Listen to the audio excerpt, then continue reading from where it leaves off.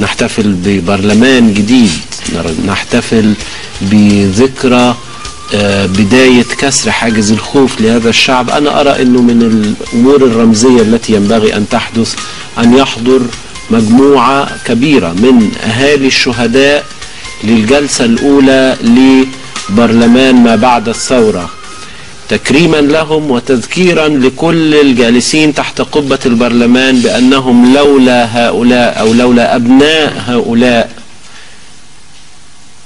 لما أجريت هذه الانتخابات، ولما دخلوا هذا البرلمان، ولما نالوا هذا الشرف، ولما أصبح عليهم هذا التكليف.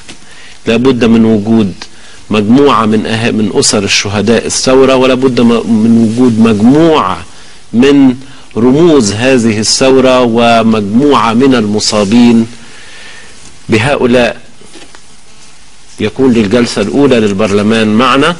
أتمنى أن يستمع لهذا القول أحد، وأتمنى أن تلقى هذه الفكرة استحسانا، وأن تكون بردا وسلاما على قلوب الذين فقدوا أبنائهم أو بناتهم أو أزواجهم. عاشت مصر، وتصبحوا على خير.